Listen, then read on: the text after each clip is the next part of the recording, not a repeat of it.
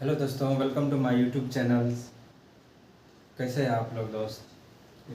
आज मैं आपको एक टॉपिक बताने जा रहा हूँ। क्वेश्चन से आपको पता चल रहा है क्या बताने जा रहा हूँ।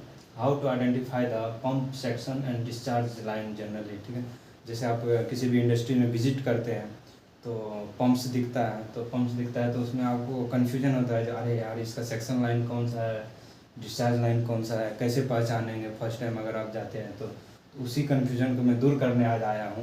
देख लीजिए, सबसे पहले सेक्शन लाइन और डिस्चार्ज लाइन क्या होता है।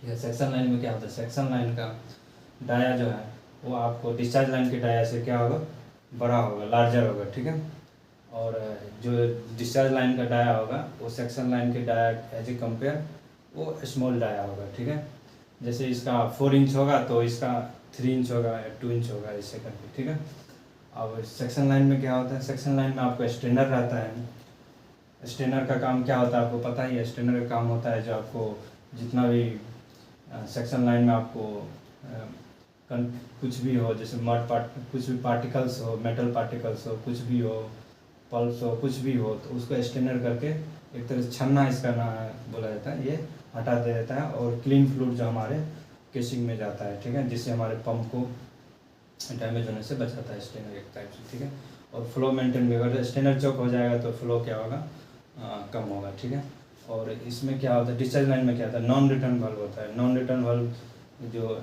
वन वे डायरेक्शन होता है, इसको डिस्चार्ज वाल्व भी बोला जाता है नॉर्मली। तो नॉन रिटर्न वाल्व को आपको पता है वन वे डायरेक्शन होता है, इससे भी आप पहचान सकते हैं। और देखिए जनरली क्या होता है, सेक्शन लाइन आपको कन्वर्जेंट होता है। कन्वर्जेंट एक तरह से नॉर्मली आप देखिएगा तो क्या होता है, एसेंट्रिक रिड्यूसर लगा रहता है। ठीक है, जैसे आपको इधर से आया, ये पंप हो गया। ठीक है, ये पंप हो गया।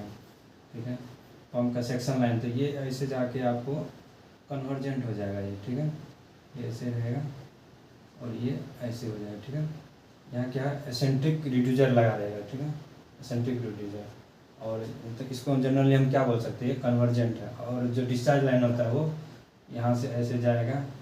ठीक है, ऐसे जाएगा और ये इस तरह से डायम बड़ा हो जाएगा, यानी इसको हम डाइवर्जेंट बोल सकते हैं पहचानने के लिए एक तरह से। तो ये आप इस तरह से आप आइडेंटिफाई कर सकते हैं। ठीक है, अब इसके